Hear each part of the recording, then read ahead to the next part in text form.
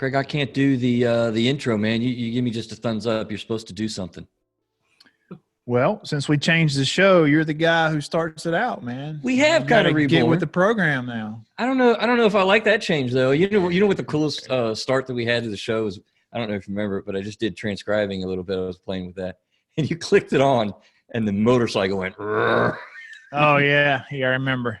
That was a great little intro. I ain't gonna lie.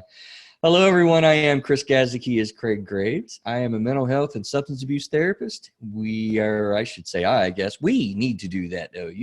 I've been on Mr. Graves to write a book lately. I don't know why that is, but do have that coming out soon.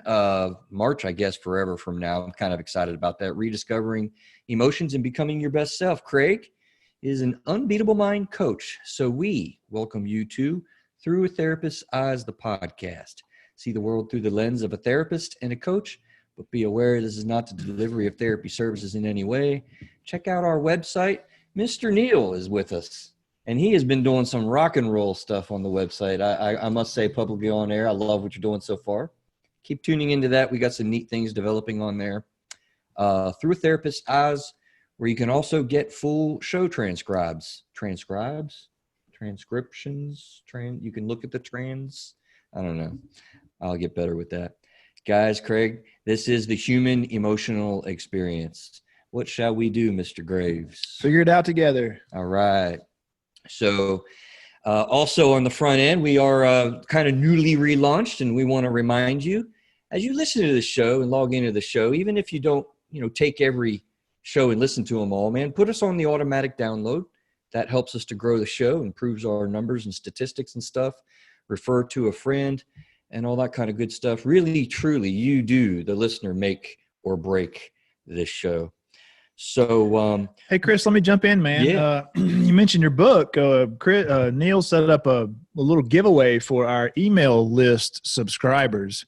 So if you sign up for our email list on our homepage there on our website, then we'll send you the first chapter of Mr. Gassick's book for free to kind of give you a little whet your appetite. Yeah, man. Bonus there for signing up for our email list. I was going to say, I don't know what you're talking about. And then you started going there. I'm like, oh yeah, there is that. Where I thought you were going, and what's also going to be very, very cool, which will help our listeners this evening as well.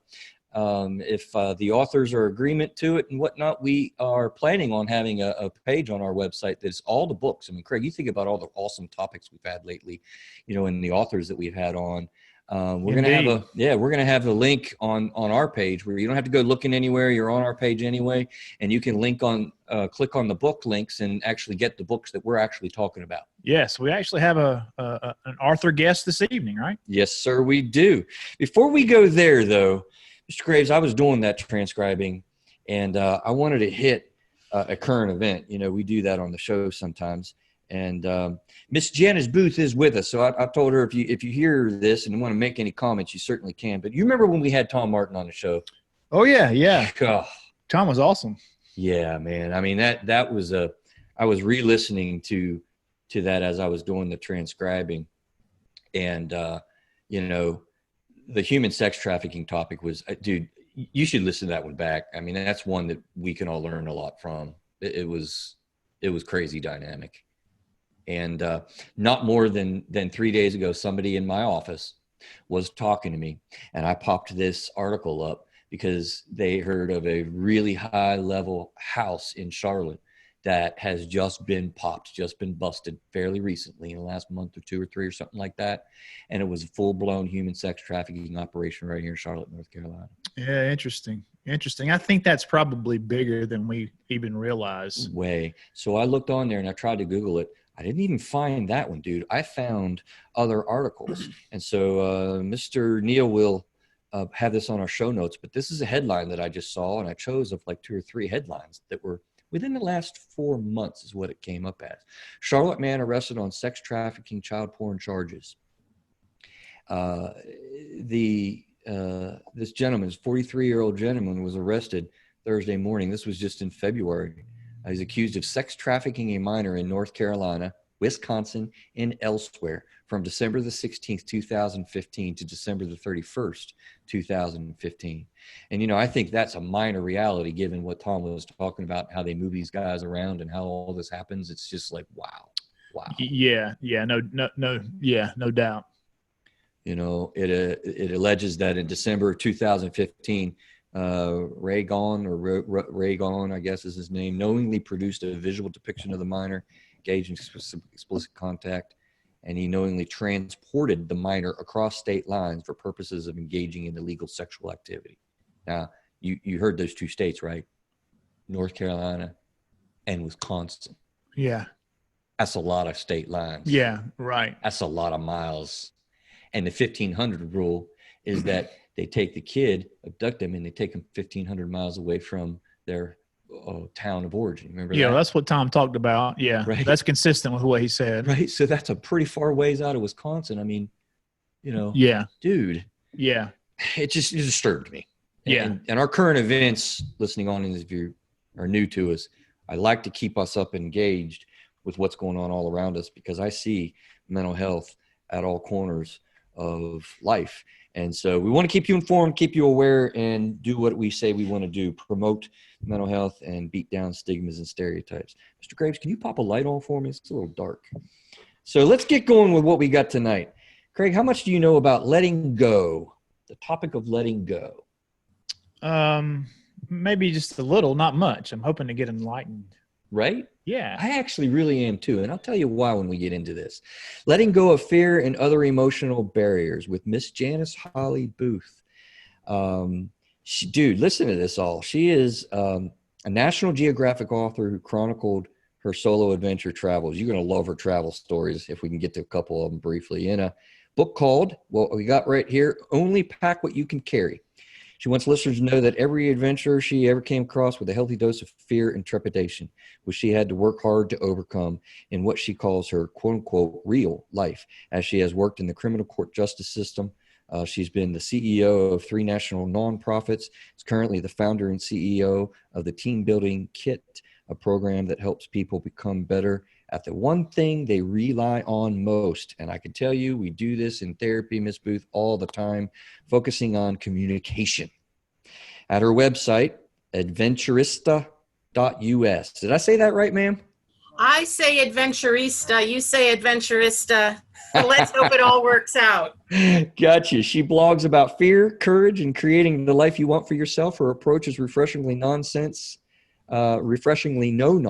and anyone anywhere can apply her hard-won lessons to move forward in their lives. Now, she gave me this bio, Craig, but I was more prepared to kind of go on and give other highlights and whatnot. I'm going to not embarrass her and go on for 10 minutes, but we could go on for 10, 15 minutes on the talking engagement she's had on a national level, international speaking. She's like the real deal professional speaker. It's great to have you on the show, ma'am. What did I get? What did I miss? Who is Miss Janice Booth?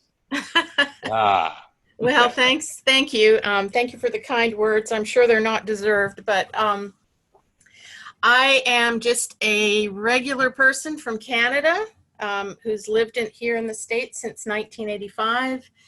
And I'm sure we'll get into some of my adventures and misadventures, but I'm really excited to be talking to you both about the topics of fear, resilience, and learning how to let go. Yeah. Craig, the reason why I said that, we're going to learn a lot from this show, myself a little bit too. I know a lot about letting go. Don't get me wrong. But Janice, when we were talking on show prep conversation, I admitted something to you. I don't know if you remember, but I'm anxious to hear this metaphor. Craig, I take a teaching approach in therapy in a lot of times and in a lot of ways. And I believe that makes, therapy more effective when you're kind of giving information, you're teaching, you're guiding. That's really super helpful. Well, Janice, you remember I admitted to you, I really, of all the things that I describe metaphorically, especially, that's why I can't wait to hear this metaphor. I have not been able to find a really good way to describe even like what the definition of letting go is and how you go about that. Like, I cannot describe this. You remember I admitted that to you? Mm-hmm. Yep, I do. Yeah. So what is this metaphor, man? What is letting go, please? Okay, so it's a little bit of a story. But but I use it as a metaphor for my life, and I think it will apply to just about everybody else. But the story of my own experience with letting go, I was in the canyons of Utah, standing at the very top and at the very edge of a 200-foot cliff. And now this was not in a national park. This is deep in a canyon, wild, wild place. I was wearing a rappelling harness, and I was holding a rope. And someone I didn't know very well and also didn't like was at the top of the cliff with me, holding the other end of the rope. And he was literally my only lifeline. And so my instructions were very simple. Turn your back to the edge of the cliff, let go of the rope, and step into thin air. So, okay, you got to understand something. I'm afraid of the heights. I'm afraid of the edge, and I'm really, sort of terrified of danger. So what did I do? I held on to the rope even tighter.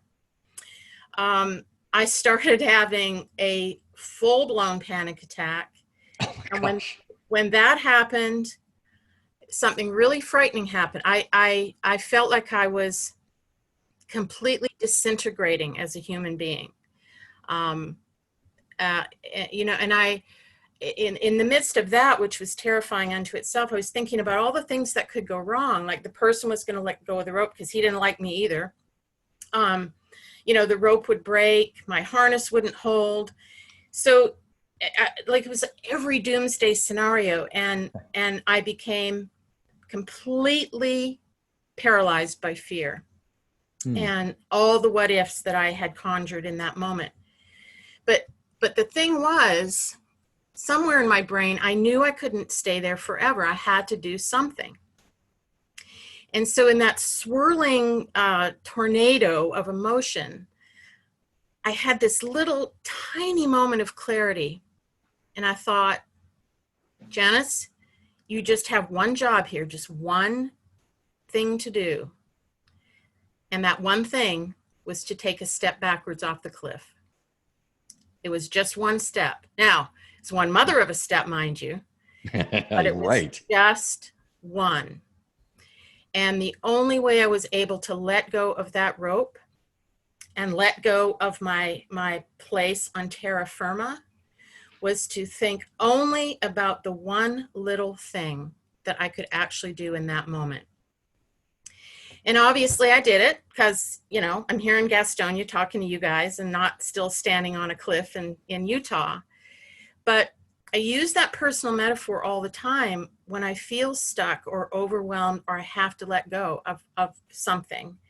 I say to myself, okay, Janice, what is the one single little thing that you can do right now that will move you past the place where you're stuck?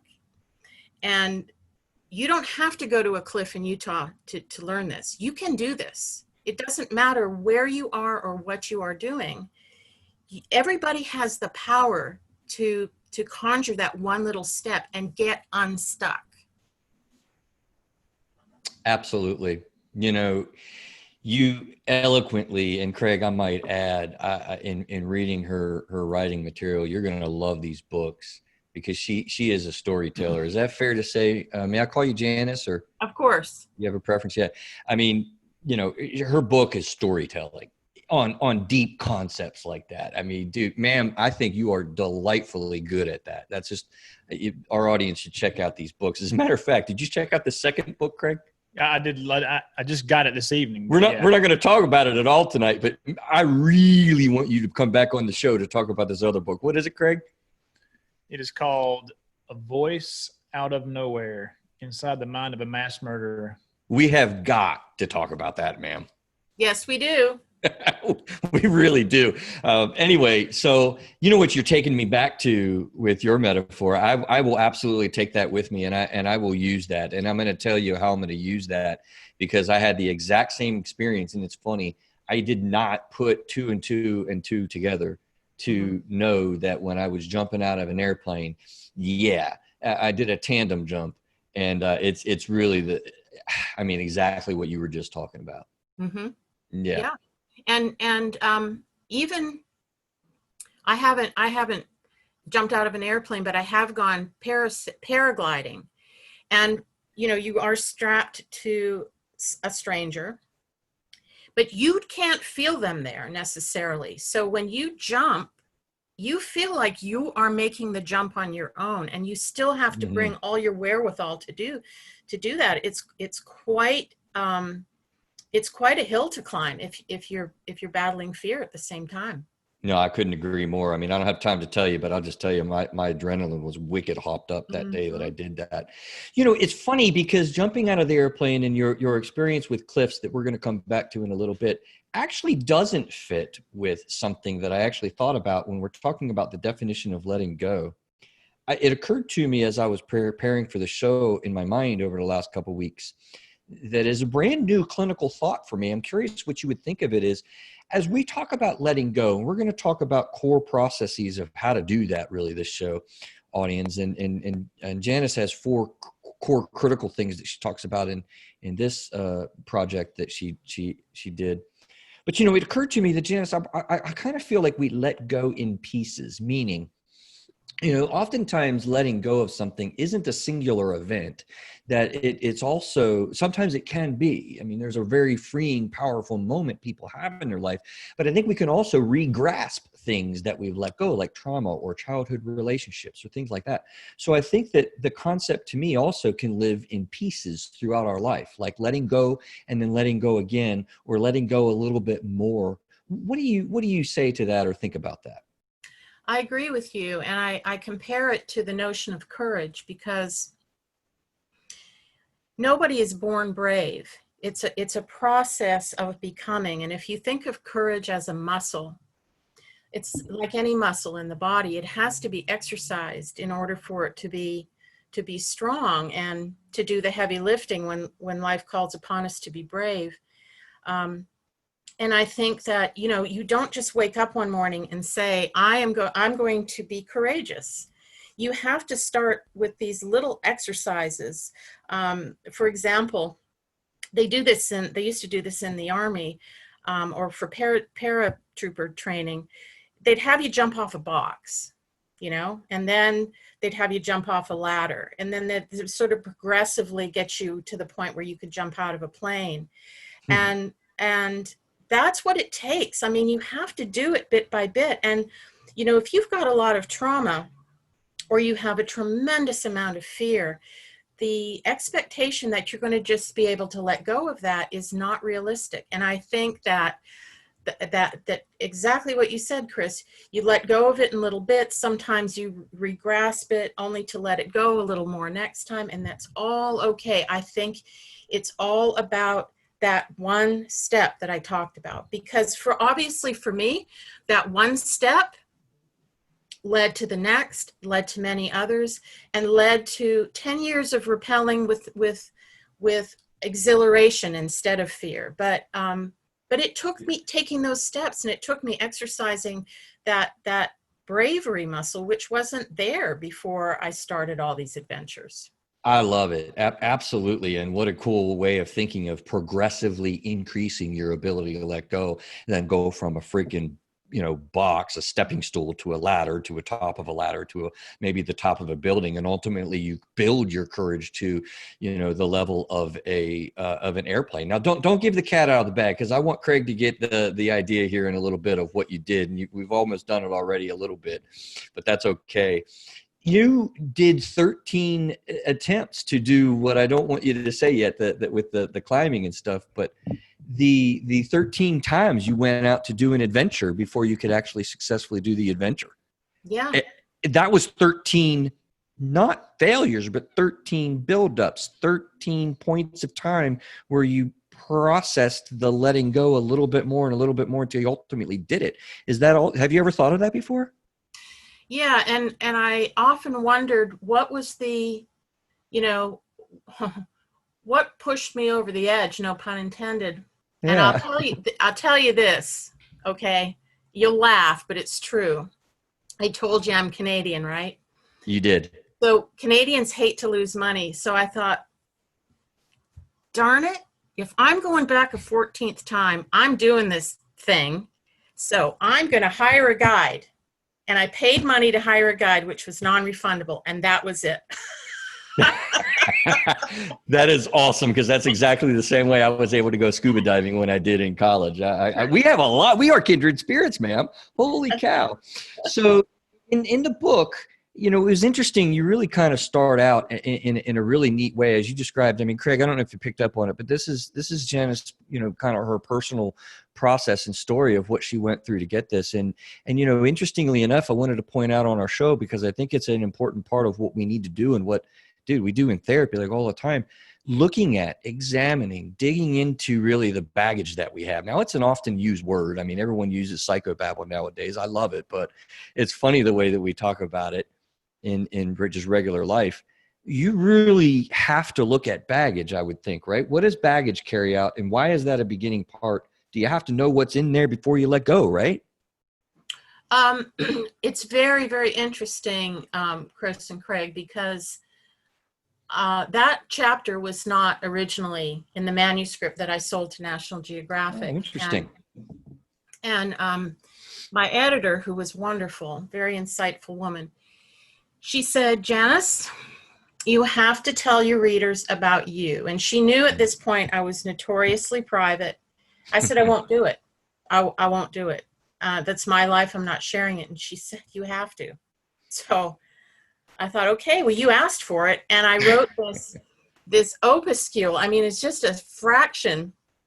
What's in the book is just a fraction of this magnus opus that I sent to her.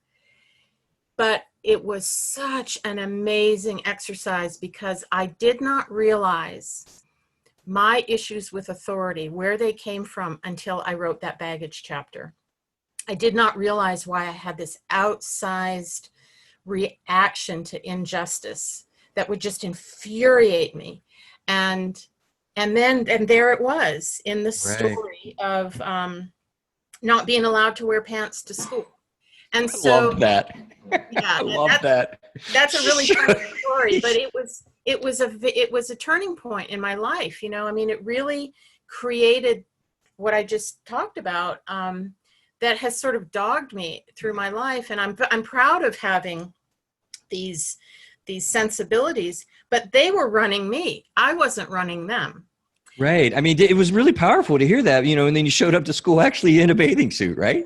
Like, well, the principal, who, by the way, just passed away 3 weeks ago. Oh, wow.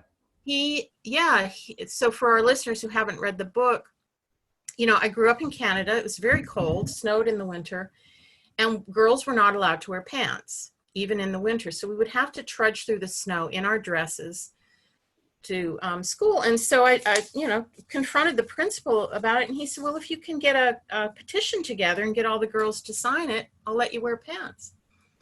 So I thought, what a fool he is. But he had the the benefit of age and cynicism on his side. And he knew none of the girls were going to sign my petition because they didn't want to get in trouble.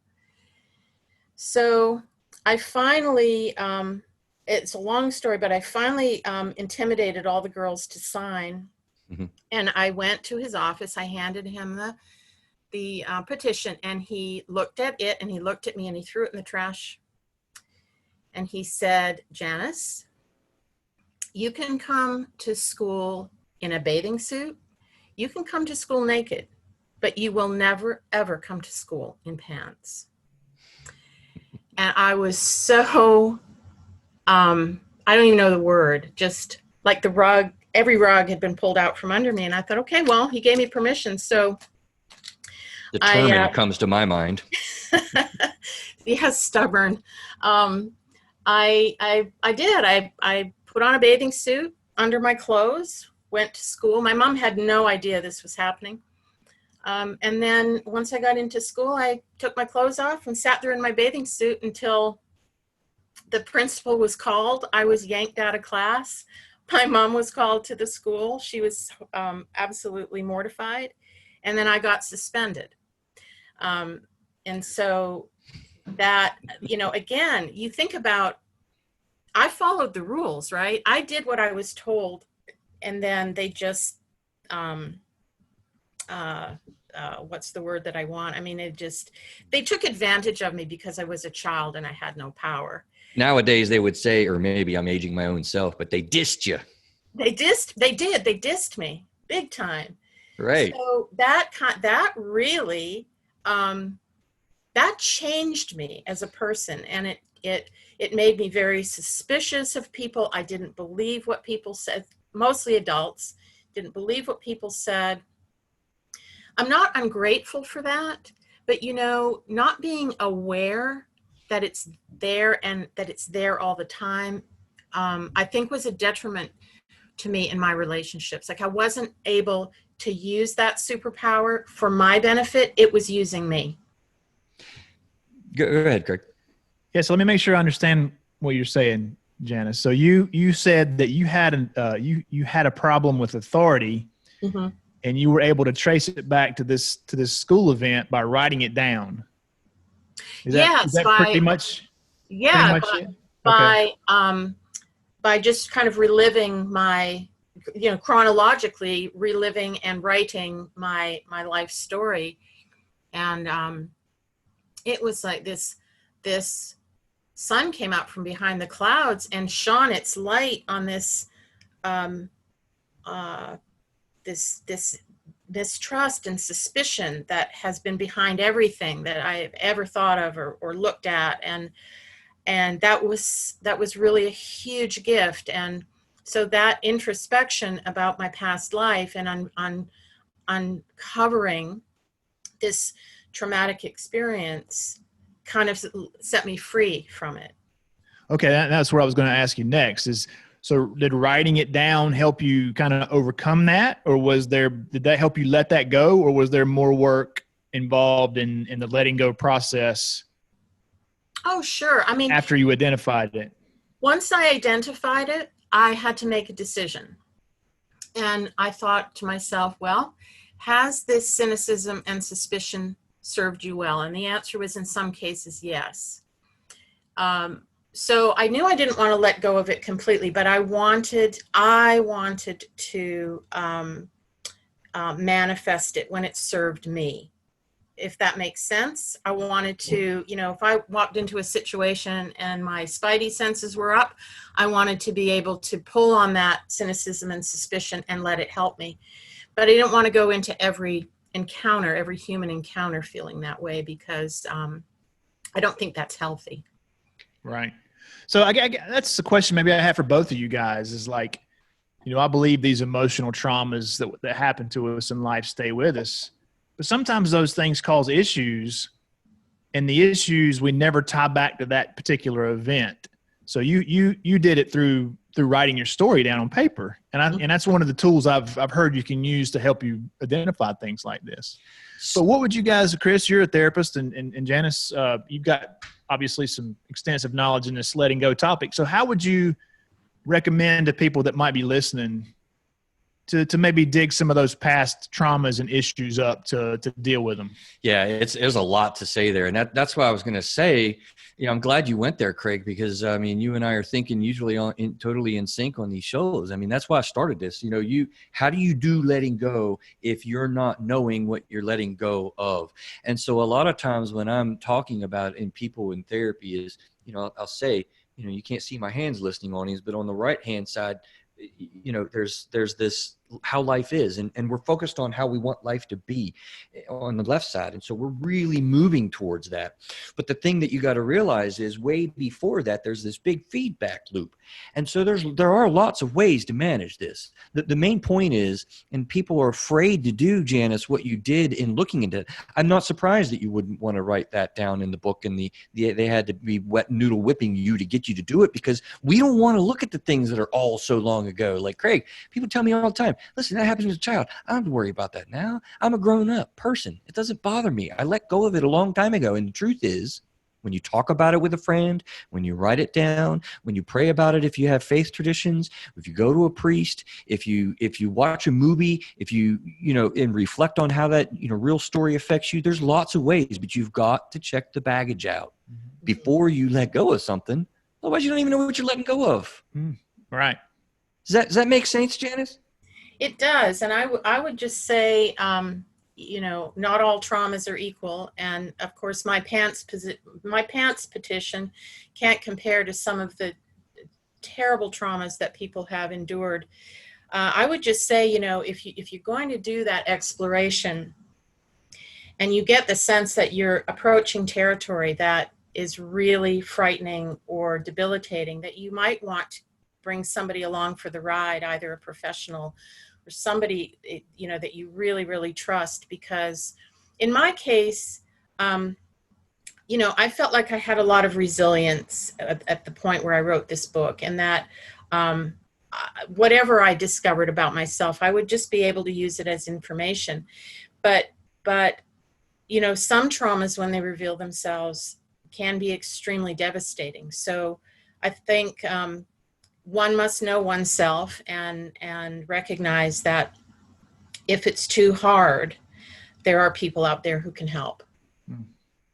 Yeah, big keyword there is trust. You need to have the ability to trust and to have people that are trustworthy, which is why professional artificial environments, such as I do in therapy, is a good way to go. But that's not in an exclusion. People can get well in other ways and not do therapy. But, there's a lot there to unpack. Let's move on a little bit, though, because I want to get to some of the things about, how to let go. And as usual, Craig, could we do a 3-hour show someday? Would you let me do a 3 or 4 hour show? Hey, man, Joe Rogan does them all the time. I know, right? I always feel that way, Janice, when we're doing this. And I'm just like, So listen, Craig, do you remember this guy that you had me watch a documentary on when it comes to climbing, cliff climbing, the free, you know what I'm talking about? Alex Honnold. Okay. Yes, Alex Honnold. Alex Honnold. Tell the audience about who that is and what the story was, because I think you're talking to a real life female version of Mr. Alex Honnold.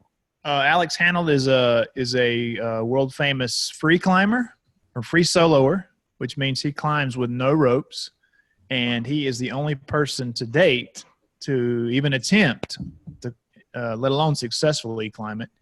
But he climbed El Cap in Yosemite National Park, which is about a 3,000 foot straight up and down rock face with no ropes. How about that for letting go, Janice? Yeah. Well, what's interesting is Alex doesn't tell his mother when he's going off on one of these things. She knows him, Craig, or knows of him, I should say, or whatever. Do you know him? I don't know him. I certainly know of him because I'm absolutely fascinated about how he can control his fear. Because if he succumbs to it for 1 single second, he's dead. Yeah. Right. Yeah. During that, have you seen the show? Have you seen the movie, Janice? Yes. Yeah. Yeah. So the hippocampus is not firing like everybody else's or something like that. Yep. One thing about his mom I want to say is during that movie, Free Solo is the name of the movie.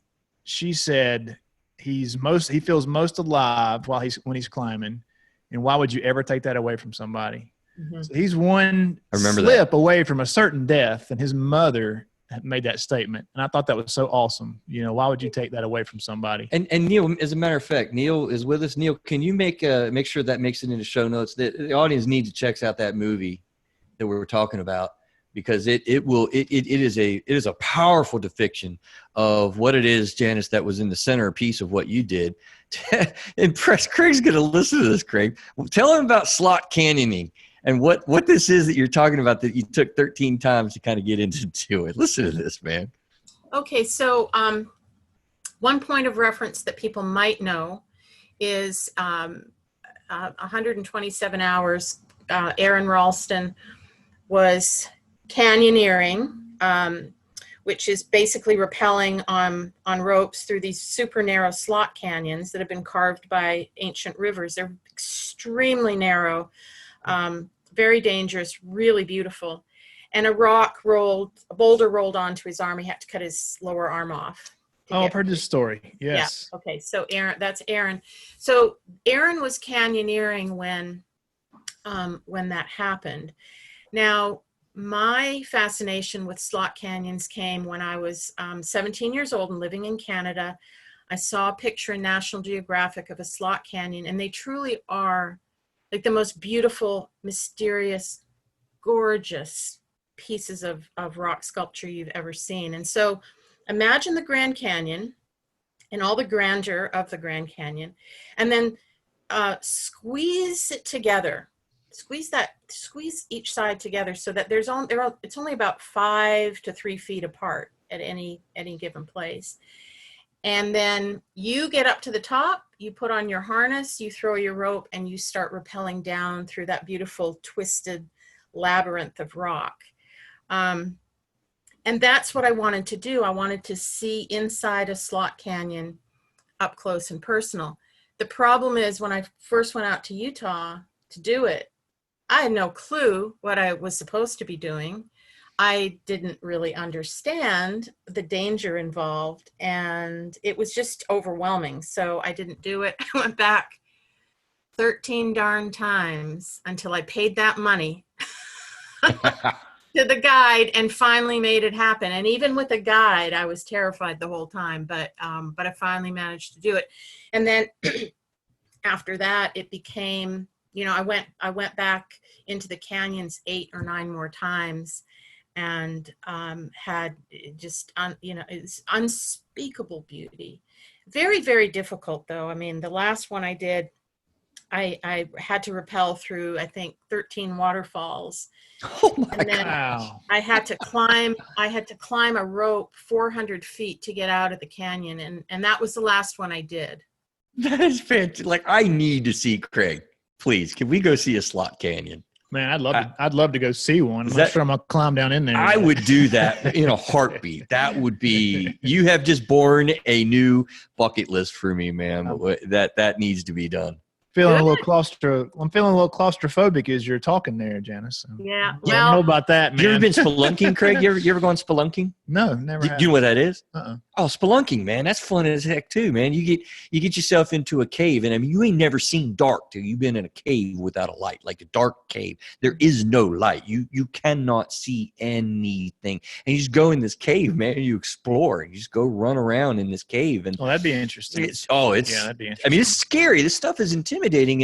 And I think what's cool is using, like you said, Janice, we don't need to do one of these things to get over fears. And we have so many insecurities, which are massive fears, which, again, I would say you didn't jump over the cliff, but all 13 times you're letting go a little bit more of an insecurity, letting go a little bit more of your fear of control or whatever kind of goes on. Maybe, reflecting back to that principle and letting go of all the things that you do until you do. And then you take a step. Yeah. Well, the other thing that's really important for people to understand was I did think of those 13 tries as 13 failures, but I was taking other adventures at the same time. So, I'd go out, I wouldn't get into the slot canyon, and then I'd go and I'd do something else that challenged me and tested me. And so I was building, in addition to letting go of the fear bit by bit, I was also becoming more resilient and more willing to kind of trust my own body's capabilities. So it was a combination of these things, but it gets back to what we talked about at the very beginning. You got to take those steps, right? It's not just going to show up and knock at your front door and say, "Hey, you're brave, let's go." You've really got to take some responsibility for helping that along. So I'm curious, did we actually redefine that a little bit tonight? When do you now see that is 13 failures or 13 parts and pieces of the success? I'm curious. Oh, the latter. Absolutely. I mean, I was, I'm saying, is that new or not? No. I mean, yeah.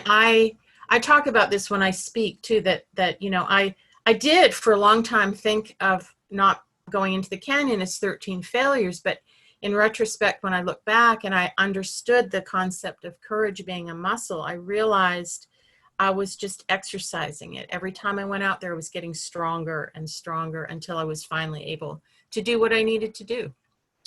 So, Janice, that's you're speaking basically unbeatable mind speak, if you will, and I'll explain what that is if you don't know in a minute. But you beat me to it because I was going to say, Craig, this is all I need to introduce you to, man. I need to introduce you to Mark Devine and get you on his show. He is a retired Navy SEAL who developed the Unbeatable Mind program that I'm talking about. But courage being a muscle and building that up, I believe that 100%.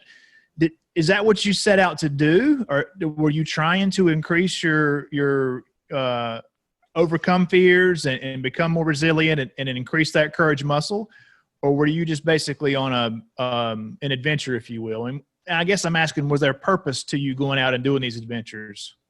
There was, and the nuances came later. But when I went out to Utah the first time and didn't get in the canyon because of my fears, I thought, well, I don't want to live like this. I don't want fear dictating what I do and what I don't do.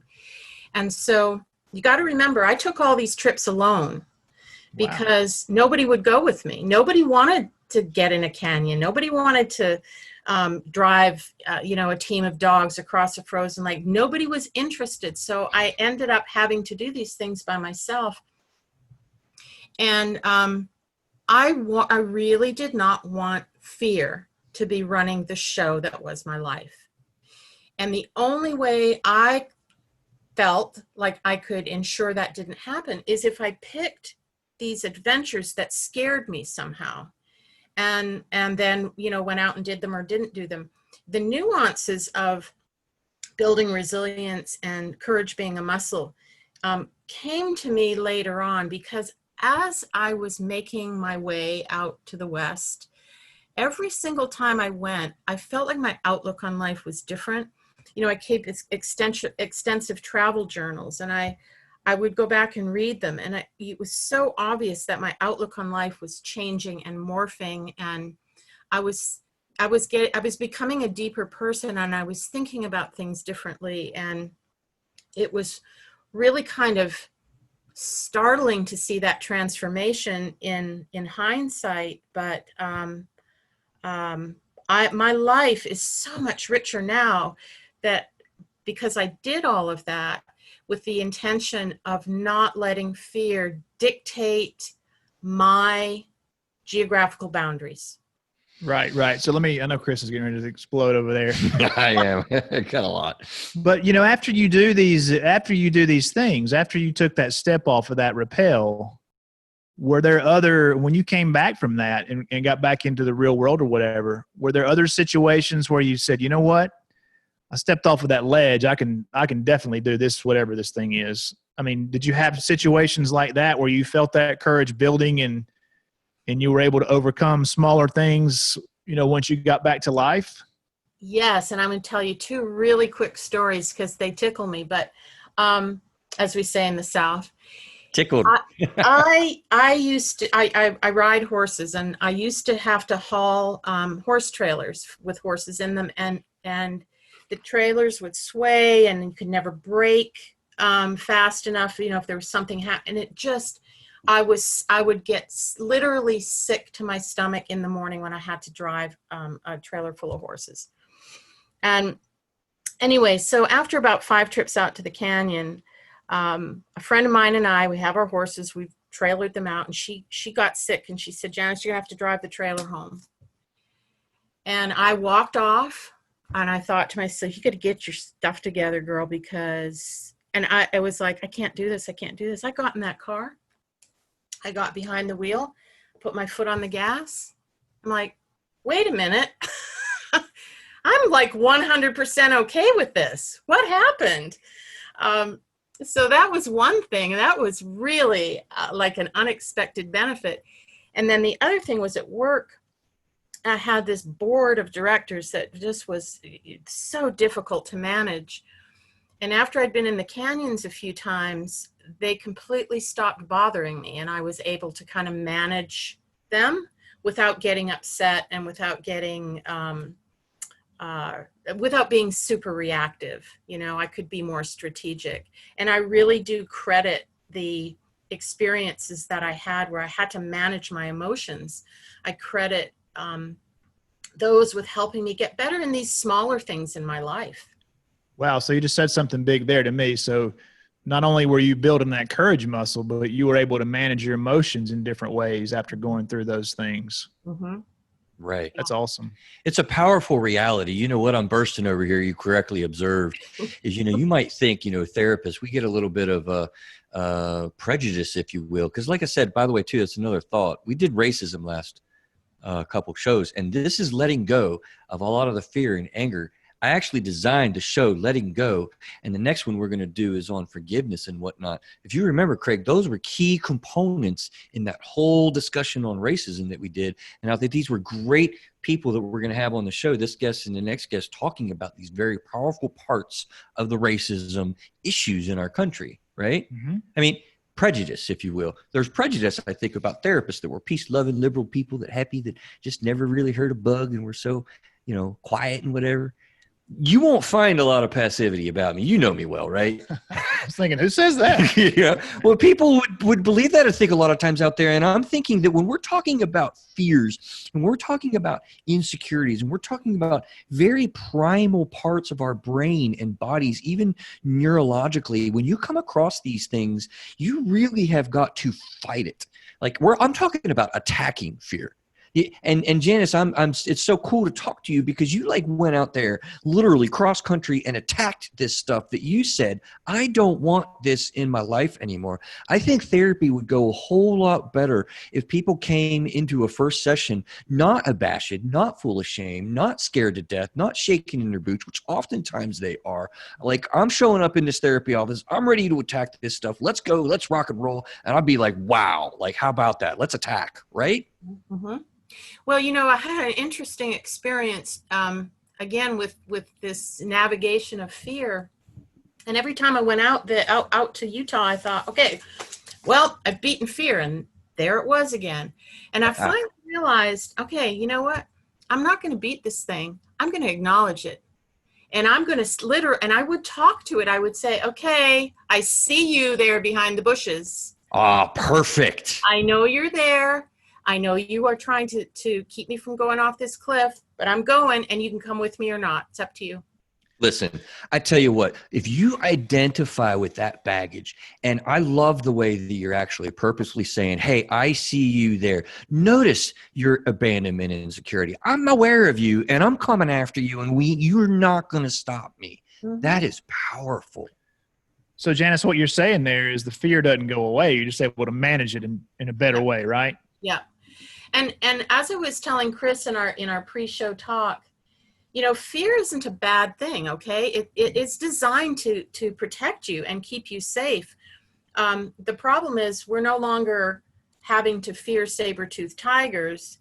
We are, we're fearing the most mundane things in our lives. But if, it would be wrong to try to eradicate fear, because there will come that moment where you might have to run for your life, and you want fear, fueling your legs and giving you superhuman strength. You want that. But what you don't want is for these inappropriate appearances of fear to keep you from living the life that you want to live. Right. I tell people all the time in my therapy, one of the things I'm really, really working on is I want to identify the patterns that you have. You get to decide which ones you keep, which ones you tweak, and which ones you drop. And that's totally within what we want to do, which is kind of what you just said, right? Mm-hmm. Yeah. Mm-hmm. Listen, I got an interesting question for you on this. And then I know I want to get to we're going next to think about in your mind, solitude, introspection, commitment, and how commitment and all three of those things work together to really be a process. But here's an interesting question for you, Janice. Letting go, that occurred to me as I was really pondering this show prep. Letting go takes courage or creates courage. Which says you? Or both? Let me say that again. Letting go takes courage. You have to have it in order to let go. Or letting go creates courage. Well, I think it's a little bit of both, but if I had to put my money down on one, it would be the latter. Okay. You can let go even when you're full of fear before you have developed that courage muscle. You just have to figure out a way to do it, like I did with that one step. And that was just totally, I was grasping for anything. That wasn't okay, well, Janice, just calm down and think about one thing. It was like, holy moly, I got to do something. But the letting go made me realize, oh, I can do this. I am stronger than I thought. So that gave me the confidence to go a little bit further. So I think that you can, you can let go without being courageous, but you can't let go and not become more courageous, if that makes sense. So Say that again. Yeah, you can get to the place where you're letting go and not be courageous, but once you do let go, you started building your courage muscle. So and that may be convoluted, but I really do think you can be at the place where you can let go if you can figure out how to do it, and then from then on, it becomes it can become a practice that makes you stronger and more capable of doing it. Very cool. I want to end this show on talking about the benefits of why we want to let go, because I think it is such a difficult and intimidating process to kind of do.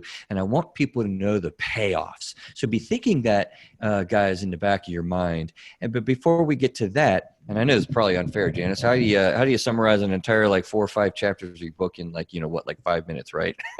We'll do our best. Tell us about the process. What is it all? I mean, so developing courage you've talked about, and then getting into solitude, how that did that for you. Is that for you and everyone? Introspection, what that is and how that goes. And then really, Craig's going to love the last part, right, Craig? Commitment. What are you always telling me? Get on it. Get after it. Get after it, Chris. I even said it wrong. What about all those things? Okay, so the original subtitle of the book, the original title was Only Pack What You Can Carry, the 4 Essential Keys to Life's Journey. And these 4 essential keys are the keys that I discovered during my decade of traveling alone. And there are 4 of them. They are solitude, introspection, courage, and commitment. And so solitude is something that most of us consider to be punishment or deprivation. But actually carving out time to be alone and truly alone, and when I say alone, I mean away from devices and distractions, it allows you to go to the next essential, which is introspection. And introspection is really only possible in solitude, because if you want to think deeply about your life, and you really want to think deeply about your life in that place where you tell the truth, you've got to be alone. So introspection then leads you to face your fears and allows you to face them and develop courage. And then commitment is twofold. One, it's committing to this process of solitude, introspection, and courage for your whole life. And then part 2 is committing to not living a life less than what you want for yourself. In other words, Craig, get after it. It's a dynamic process, isn't it? Wrapping things together like that is really cool. And I'm one of the things I really wanted to point out that I thought was really interesting, Janice, when I was kind of picking your brain online. Craig, it's amazing the onlineness that we have. I could get to know somebody and pick their brain, actually not even having met them before. Isn't that neat? Yeah, it really is. I mean, it's pretty cool. You talk about 2 different kinds of solitude, and I thought that was fascinating, right? The kind that you just sort of do busy work and, keep yourself, just distracted. And that's why people don't sleep well, because all the busy work goes away. It's not as helpful a form of solitude as is the type that we see more with mindfulness, carving out specific time to be alone and alone with your thoughts and your feelings and all the sort of distractions that are internal. So we get to identify in that type of mindfulness in the moment what we're experiencing. And that's a very different type of solitude than just getting yourself busy and doing stuff. Does that make sense? Did I do that justice? Yeah. And, one of the things I would do after I figured out these 4 keys and what I was actually, how I was actually living them, was when I would go on a solo trip, which would be anywhere from a week to 2 weeks, I would take one big question with me, one big life question that I was wrestling with, and only one. And in my solitude, I would ponder that question. And it was amazing what the depths I was able to plumb by focusing on one question, by giving myself the solitude and getting rid of the distractions. And I would come back from these things. I'd have great clarity around something that had been dogging me and bothering me for a long time. So, I see people hiking with headphones on, and I just shake my head because they're missing such a great opportunity to use their solitude for something that will be truly helpful to them. Yeah, that's a neat reality. I love taking a hike with with quiets and just being in the woods. Although I like listening to podcasts too, and I do too, so I'll do both. But I agree, it's a great opportunity to be one with yourself in nature and how powerful that could be. Craig, I see your coaching and taking people through this stuff like all over this topic. I was thinking of you. Yeah, it's all over this. I think Yeah. Janice and I are kindred spirits. I wish we had 2 more hours. Janice, you've used these adventures and challenging yourself like that to overcome your fears and manage your emotions and build that courage muscle. If people are listening and they say, that sounds cool, but I can't go to Utah. I've got kids and, this and that. I got a job and stuff like that. What can they do locally where they are? I mean, what kind of challenges would you say people could do to do these same things? Maybe even in their house if they're agoraphobic. Potentially, yeah, absolutely. And that's the key. So I remember a lady coming up to me after one of my presentations, and she said, God, she said, you've inspired me, but I'm so scared. I want to camp. I want to go camping by myself. But I'm afraid, I'll be raped and this and that and the other thing. So we talked it through, and I said, you can take a tent up to Crowder's Mountain, and you can pitch your tent next to where the Boy Scouts pitch their tent. And you'll be by yourself, but you'll have people around you, and all you have to do is spend one night. You don't even have to sleep. You just stay up and listen to the sounds, and you'll be okay. So she did that. And she got back to me and she said, I don't know what I was worried about. She said, it was the most awesome thing ever. So there are definitely things you can do. There's another person that kept in touch with me after she decided she was going to try to become brave. And her thing was getting up on stage and singing karaoke. She'd wanted to do that her whole life, but she was so afraid of being humiliated. And she finally said, I'm just going to do it. They're all drunk anyway. And so she got up there, she sang her heart out, and it opened the door for other things for her to do. So the key is not mimicking my adventure or trying to be an Alex Honnold or an Aaron Ralston. The key is finding out for yourself what scares me, that if I could overcome it, would bring great resonance to my life.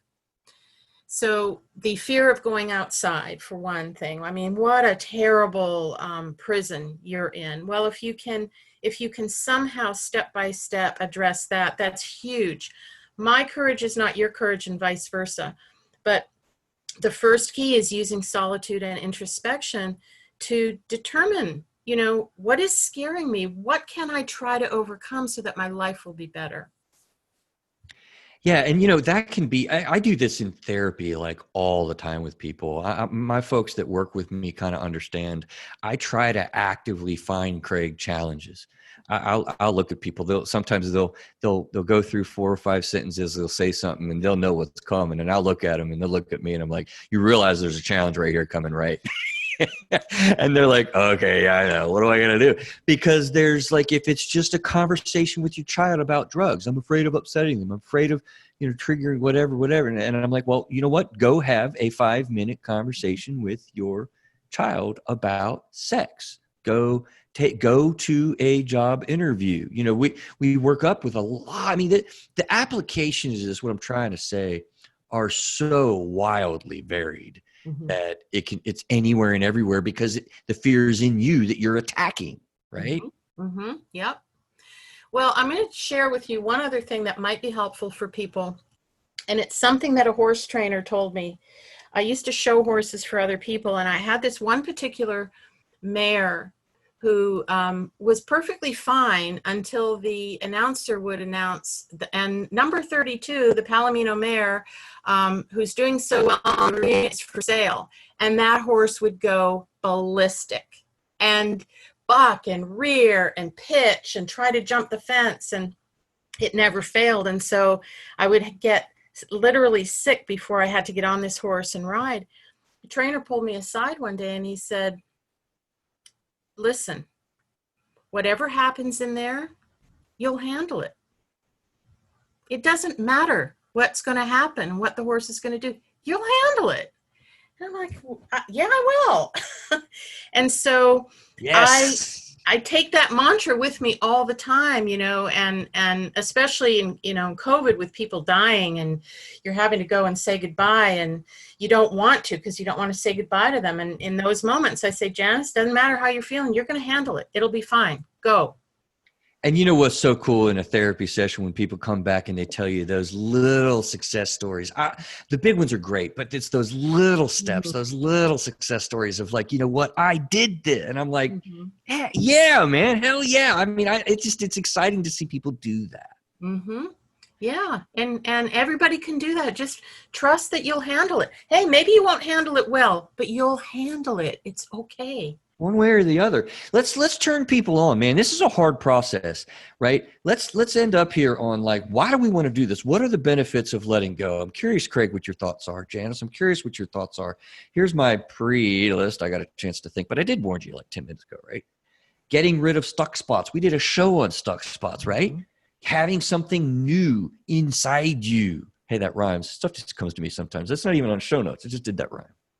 Adding to what already is there inside of us, more open to others, being more available to others, being more present with other people, more giving to others. If you let go of stuff, you actually allow yourself to be able to give to others. How about that? Emotional peace, emotional freedom, freedom from all the negative emotions that we deal with. If you choose to let go of insecurity, if you choose to let go of fear, if you choose to let go of anger, if you choose to let go of all these things, man, like this is like exciting stuff. We can do this. Yeah, it really is. And, Janice, correct me if I'm wrong, but earlier when we were talking through this about your trips out to Utah, you said that, in reviewing your journals, you just had a better outlook on life. And I mean, that's what it's all about, right? I mean, did I get that right, Janice? Well, and I agree with everything Chris said. And I will add something to that, which might sound silly, but it's really true. You become a more interesting person to yourself. Oh, that's yeah. Good. Yeah. That. You become more curious. And I think it's more important to be curious than to be able to do math. I'm serious. I mean, having curiosity about the world is such a great gift, which you can develop within yourself. But when you do these things, whether it's hanging off a rope, or whether it's singing karaoke, or whether it's camping overnight when you're afraid to do so, you become more interesting and your world expands, and that nobody can take that away from you ever. You know, what you're making me think of is like being giddy, like Christmas morning. You just described, I don't know if you realize this, James, you just described like a kid's fascination with the world, that we get jaded, we get negative, we get sarcastic, we get downtrodden, that we lose. And you just like brought it back. That's great. Well, right? You got to take it with a grain of salt too, because before I even started my adventures, when I lived up in New York, I used to go out at night in October and lay in the dark in the leaves and listen to the worms crawling around. Wow. But, have you ever heard a worm crawl? Yeah, it was like, oh my God, this is in my backyard. This is so tender and beautiful. And I'd hear owls hooting and, I got to say this. You know what my dream house is, Janice? Nobody knows this. I don't think anybody in this room knows this. Very few people know this. Now everyone's going to know it, I guess. My dream house would be that I could design this house. We're in a basement. No, I'm from West Virginia. We had true basements. I'm talking about being under the earth in your house, in a basement. People down here in North Carolina don't know that. But I want to be in a house, in a basement, and one entire wall to be completely glass. I want to watch the bugs. I want to watch the roots grow. I want to be like able to observe those types of things, man. Is that weird, Craig? You're a weirdo, dude. Oh, man. Craig, what are you hearing? What are you thinking, Janice? How do you want to sum us up? I want people to be excited about this. This isn't something to be intimidated by. This isn't something to be stuck by. This isn't something to be like in emotional chains about. Letting things go, though, is a process and could be hard. Man, how liberating it is, I think we've described. Well, I would just say this, and Craig, I hope I didn't interrupt you, but COVID-19, this profound historical moment that the world is sharing together, has pressed the pause button for all of us. And in this pause, it's an unprecedented time to learn something new, learn an instrument, learn how to paint, learn how to dance, learn how to speak another language. The time is there for you, and the opportunity is there for you because everything's online now. This is, I know that a lot of people are suffering because of the consequences of the pandemic. At the same time, we have to look at the gift, and the gift of the pause is going to allow us, if we take advantage of it, to grow as people. Couldn't agree more. Absolutely. I want to do a clap tradition that I did. I'll explain that to you here in a second, Janice. Craig, do you got anything you want to add or burning thoughts that you're jumping out of your skin about here? It's hard to follow up what you said, Chris. I just second that. It's something to be excited about. It's something to be able to look forward to. And Janice, the things you're saying about learning something new during this downtime, I couldn't agree with that more either. I mean, I'll give you a plug, man. The Unbeatable Mind coaching program is right up this alley. If you want that does this, right?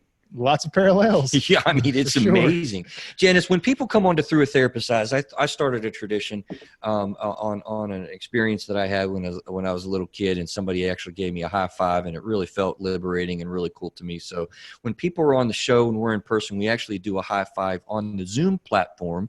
And when we're doing video conferencing like this, I can't do a high five, so I want to do a clap. So we're going to clap here in a second, and it gives a signification of doing a high five. Are you open to that? Sure. Right. So because, this takes courage. Talk about courage to outspeak your story and, be on an international stage to talk about, some of these things. That's not easy. So I just appreciate you being on the show and being willing to share really is your personal story about such a dynamically cool thing, such as letting go of negative emotions and the things that hold us down and act as emotional barriers. It's really been absolutely cool. So I'm going to count us down and we're going to clap on the count of 3, 2, 1. Right? Thank you for your high five. That is awesome. Craig, you want to take us out of here? And Janice, is there anything else you want to kind of type us out with? Well, just thank you for the opportunity to speak to your folks. As I told you, I'm my book's a few years old now, so I'm not trying to sell books. I just want to help. And if somebody pulls one little nugget out that helps them, this has been time well spent. Absolutely. So Janice, you mentioned your website, adventurista.us. Is that right? Yes. Adventurista. .us, not .com. .us. Yes. ADVENTURISTA.us. Do you have an Instagram or a Facebook you want to plug? Well, if you go to the website, it'll hook you up with all of that. Great. Sounds good. You're a great speaker, a great storyteller, and an absolutely awesome author, if I might say so. Well, thank you. Thank you very much. And again, appreciate you having me on the show. Our pleasure. Craig, take us out of here. We're going to hit forgiveness in the context of marriage. How did Courtney forgive a sex addict is what we're going to next week, man. Sounds good. You can find out more about us at throughatherapisteyes.com, where you'll also find links to our social media, so you can hook up with us there. And you can also get that free chapter of Chris's book by becoming a member of our email list. And Neil promises not to spam you, and that includes myself. Craig will hurt him if he does. That's about it, man. Thanks, man. We'll see you all next week.